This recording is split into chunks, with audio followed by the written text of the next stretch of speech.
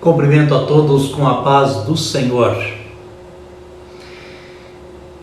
Sou o pastor Valcir, da Assembleia de Deus, Ministério Jardim Iva, e estamos aqui novamente para estudar a lição hoje a lição 4, e sobre a estrutura da Bíblia.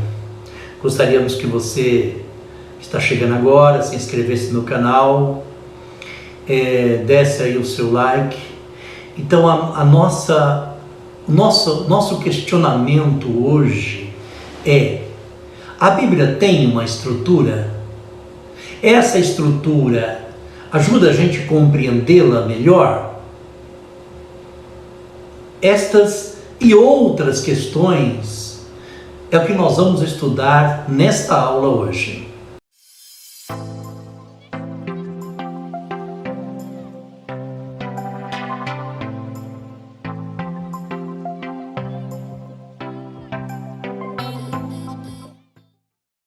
Muito bem, hoje é a lição 4, a estrutura da Bíblia, conforme nós falamos, e vamos ao texto áureo da nossa lição, que é um texto muito importante, que já vai falar algumas coisas sobre essa estrutura que nós estamos comentando com vocês. Texto áureo: e disse-lhes, são estas as palavras que vos disse, estando ainda convosco, convinha que se cumprisse tudo o que de mim estava escrito na lei de Moisés, nos profetas e nos salmos. Quando Lucas diz essas palavras, ditas pelo Senhor Jesus,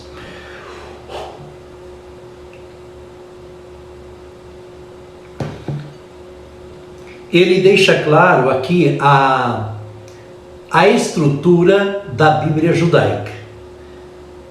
Lei, profetas e salmos. Então ele faz aqui essa divisão da Bíblia judaica.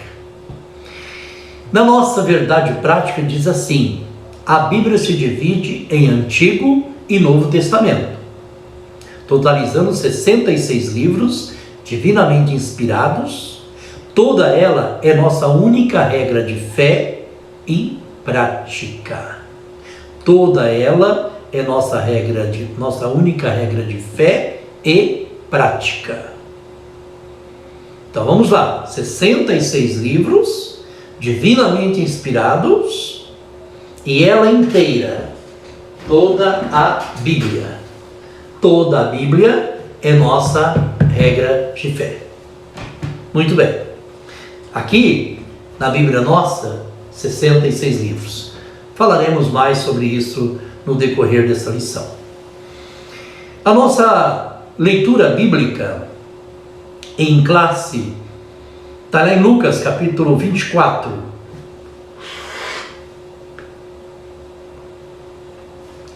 Muito bem. E disse-lhes, são estas palavras que vos disse estando ainda convosco, convinha que se cumprisse tudo o que de mim estava escrito na lei de Moisés, e nos profetas, e nos salmos.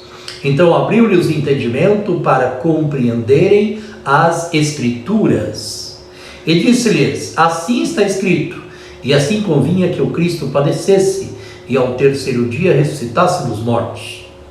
E em seu nome se pregasse o arrependimento e a remissão dos pecados em todas as nações, começando por Jerusalém. E dessas coisas sois vós testemunhas. E eis que sobre vós envio a promessa de meu Pai. Ficai, porém, na cidade de Jerusalém, até que do alto sejais revestidos de poder. Então esse é o nosso texto bíblico, que está deixando claro para nós palavras do Senhor Jesus, palavras reveladas, e que vai falar exatamente da lei de Moisés, dos profetas, do Salmo, vai falar sobre a compreensão das Escrituras e o que o Senhor Jesus também deixou aí claro, algumas coisas sobre, disse-lhe, assim está escrito, e assim convinha que o Cristo padecesse e ao terceiro dia ressuscitasse dos mortos. Então nós temos aqui, dentro dessa leitura bíblica, já algo claro sobre a estrutura da Bíblia para nós. Quando nós pensamos na introdução, nós temos que lembrar que a Bíblia, ela foi escrita quase na sua totalidade, ela foi escrita em hebraico e grego. Normalmente o Antigo Testamento hebraico e o Novo Testamento, algumas partes em aramaico e grego. Ela demorou 1.600 anos para ser escrita. Começa lá em Moisés e chega aqui até o primeiro século ali, ano 90, mais ou menos. Esse período dá 1.600 anos. Há cerca de 40 autores no total, 40 autores. E aí a sua estrutura, ela é Antigo Testamento, eu vou fazer questão de repetir, 39 livros, Novo Testamento, 27 livros, todos eles inspirados por Deus, tá? E aí, todos os 66 livros considerados canônicos, né? Nós vamos aprender o que é a canonicidade e como funciona cada um dos testamentos, ok? No decorrer da nossa lição, nós vamos aprender isso. Nosso primeiro tópico da lição diz: como a Bíblia está organizada. Então nós vamos ver aqui o ponto 1, a definição do termo Bíblia. Então quando a gente pensa no termo Bíblia, nós temos que lembrar de um detalhe importante, que Bíblia no grego, né? Quando a gente pensa lá no grego, a palavra biblos significa livro. Biblos, livros.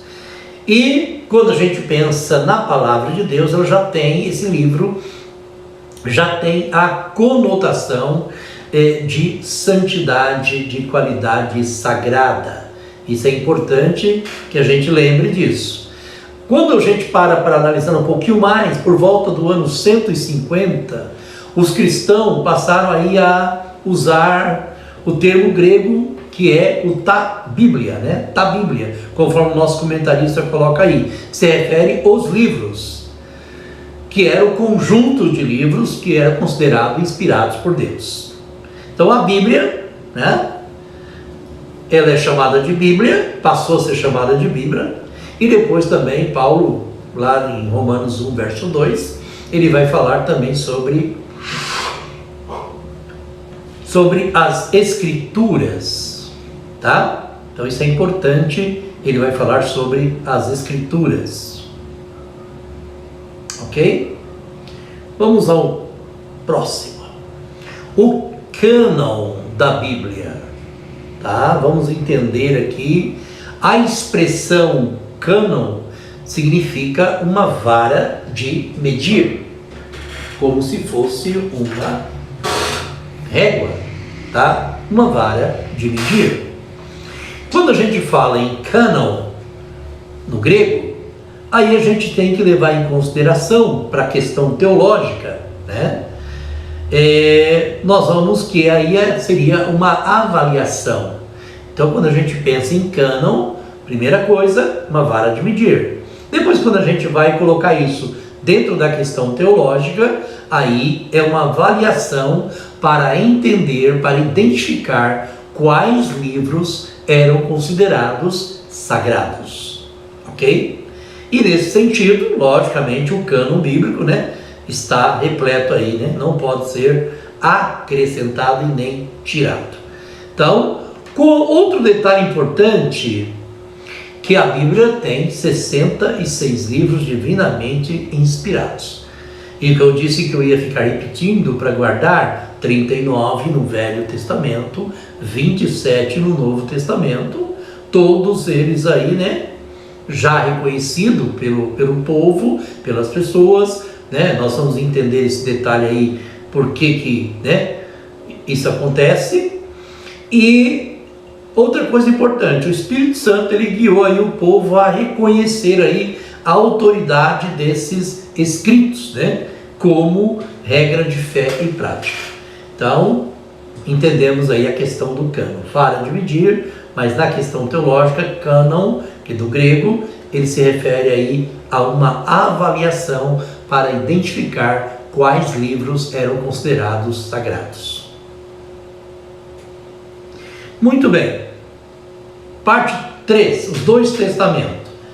Então a palavra testamento nós já comentamos, que significa aí uma aliança, um pacto, né? Um concerto. E aí nós temos, vem lá da palavra Getek, né? E da hebraica Berit. Então, tanto Berit quanto Getek tem o sentido de aliança, pacto ou concerto. Sempre a gente lembrando, né? Um concerto de Deus com a humanidade. E quando a gente fala Antigo Testamento, né? A expressão Antigo Testamento, ela foi inaugurada por Paulo lá em 2 Coríntios, capítulo 3, verso 14. Vamos ver aqui 2 Coríntios 3, verso 14.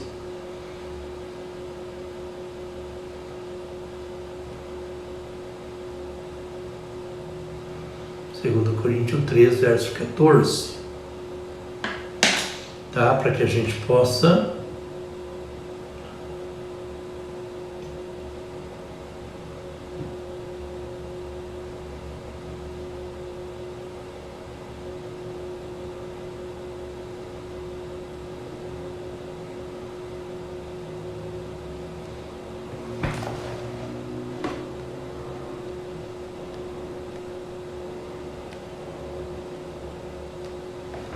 Então nós temos aqui, olha, tá?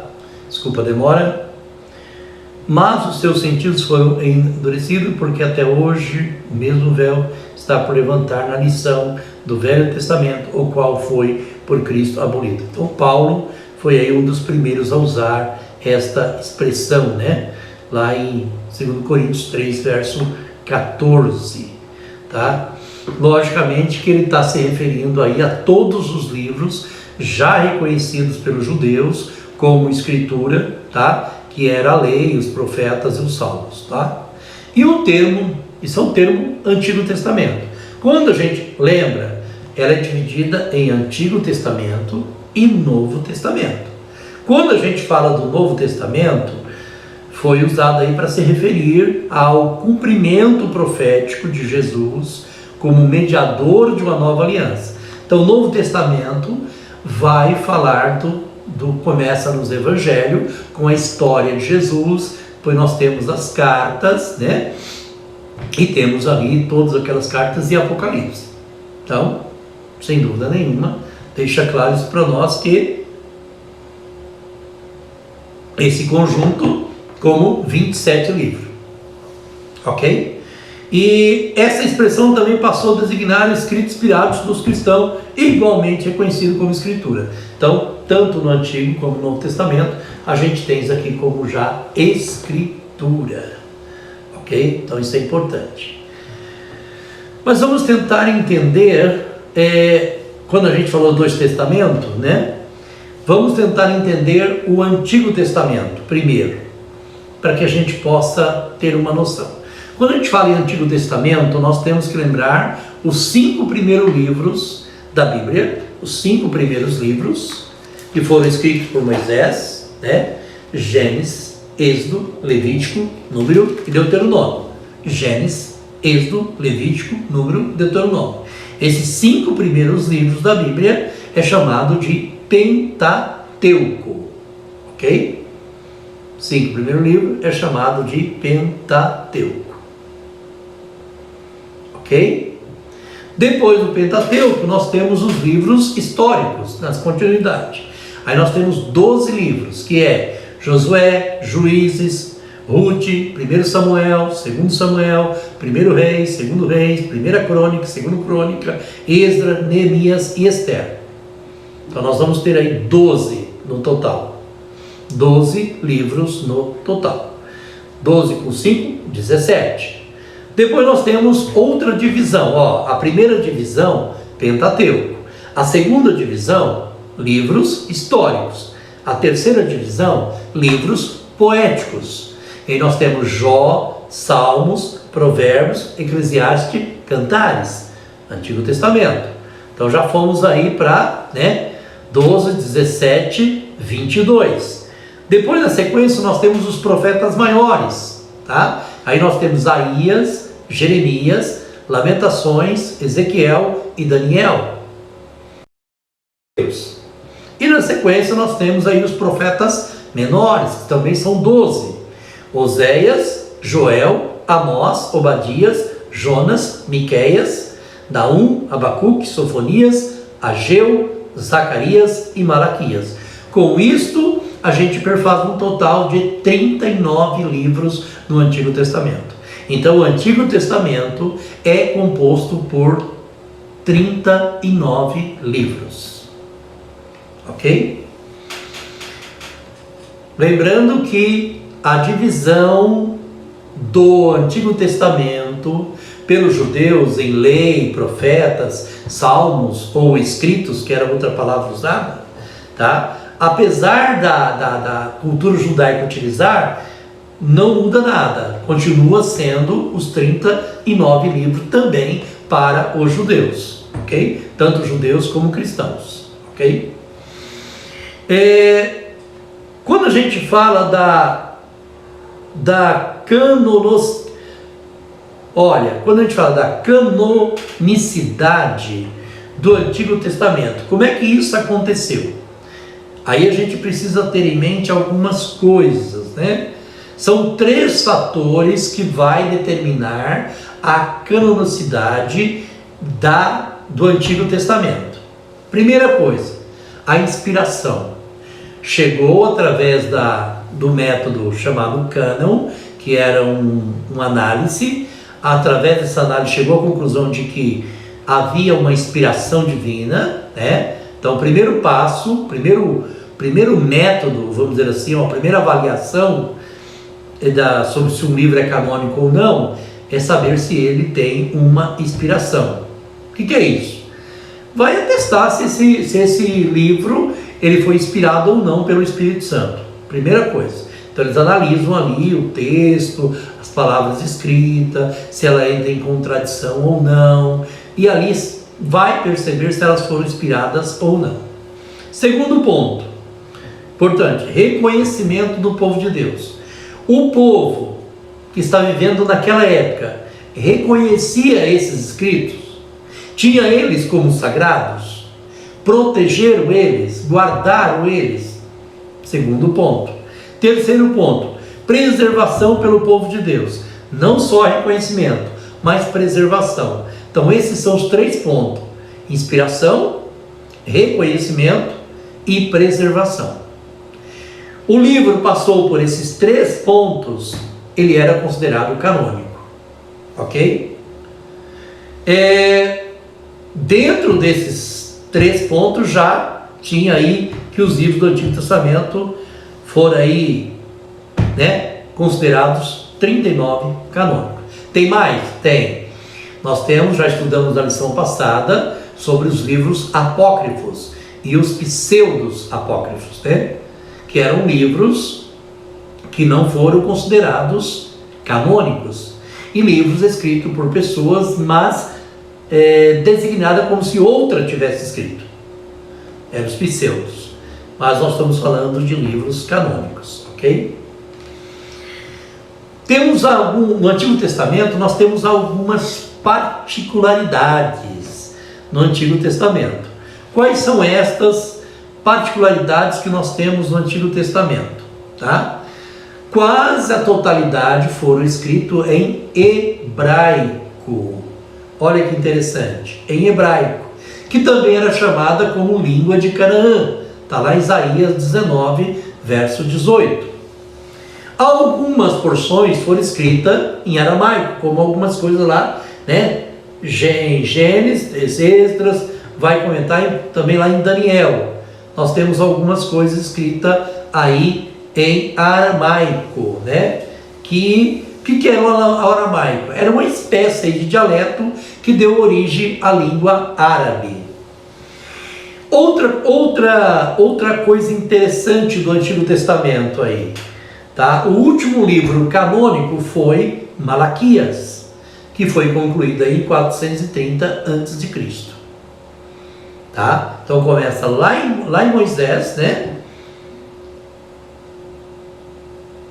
Que nós consideramos Jó como sendo o livro mais antigo, ok? E depois nós temos Malaquias, o último livro do Antigo Testamento a ser escrito. A partir daí, nada mais pode ser colocado no cânon do Antigo Testamento. É 39 e pronto. Não existe mais nenhum livro considerado inspirados. Vamos ao Novo Testamento, para que a gente possa entender. Como é que funcionam os livros do Novo Testamento? Nós temos os 4 evangelhos, começa com os 4 evangelhos, porque o Novo Testamento vai começar com a história de Jesus. Então nós temos aí Mateus, é um apóstolo, Marcos não é apóstolo, Lucas não é apóstolo, João é apóstolo. Então nós temos aí 4 evangelhos. Depois dos 4 evangelhos nós temos um livro histórico chamado de Atos. No Novo Testamento só tem um livro histórico, que é o livro de Atos. Aí nós temos as cartas paulinas, cartas escritas por Paulo. Aí nós temos Romano, 1 e 2 Coríntios, Gálatas, Efésios, Filipenses, Colossenses, 1 e 2 Tessalonicenses, 1 e 2 Timóteo, Tito, Filemão, e temos Hebreus, que não sabemos se foi Paulo ou não, tá? Mas está aí colocado como se fosse paulinas. Temos as cartas então paulinas. Agora temos também cartas chamadas de universais, tá? Escritas por outras pessoas, como Tiago, 1 e 2 Pedro, 1 e 2 Pedro, 1, 2 e 3 João, porque é o feminino, porque é cartas, e Judas. Então nós temos aí as cartas universais, cartas paulinas e cartas universais. E nós temos um livro chamado profético, que é Apocalipse. Isso tudo perfaz um total de 27 livros no Novo Testamento. Ok? 27 livros. Canonicidade do Novo Testamento. Temos, exatamente, tá? É a mesma coisa do Antigo Testamento. Inspiração, tá? Reconhecimento e preservação. Ok? Nesse sentido, a Bíblia aí vai oferecer, né, indiscutíveis provas aí da inspiração do Novo Testamento. Nós temos lá 1 Tessalonicenses 2,13. Vamos ver aqui, ó, 1 Tessalonicenses 2,13.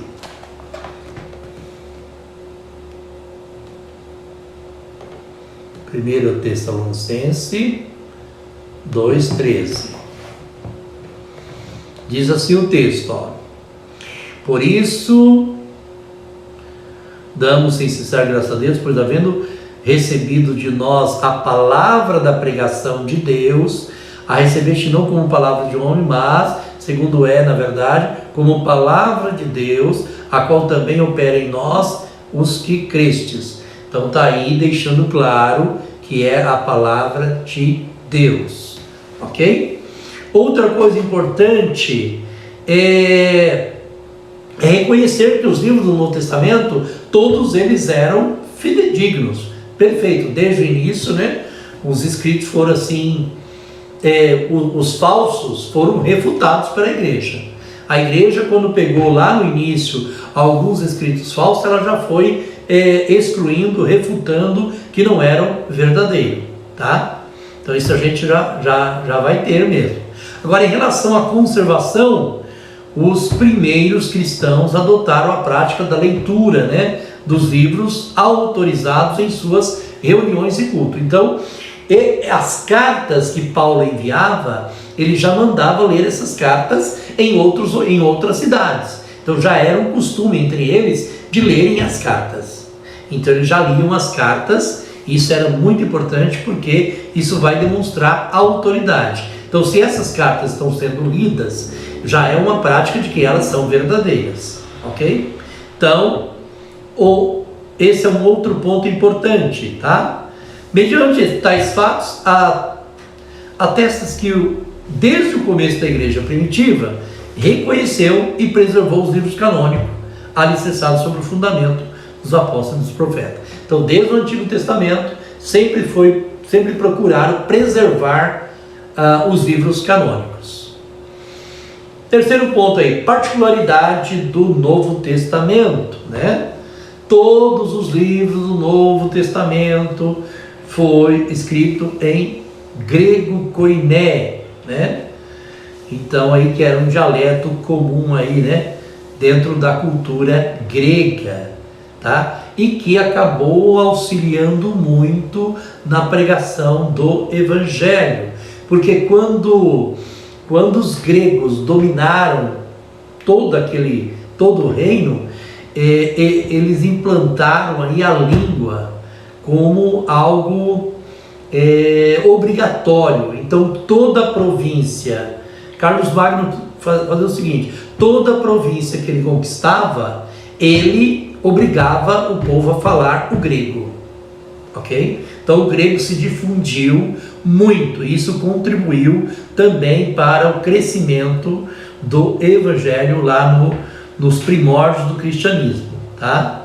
Então nós vamos ter assim algumas expressões, mesmo redigidas lá no vernáculo grego, possui aí significado em aramaico, tá? Aí nós vamos ter algumas coisinhas em aramaico para os irmãos entenderem. Por exemplo, Talita cumi, menina, levanta-te, né? Abba, pai, né? Pai, pai, meu pai, né? Eloi, Eloi, lama sabachthani. Então nós temos aí algumas expressões em aramaico, ok? Que significa aí Deus meu, por que me desamparaste?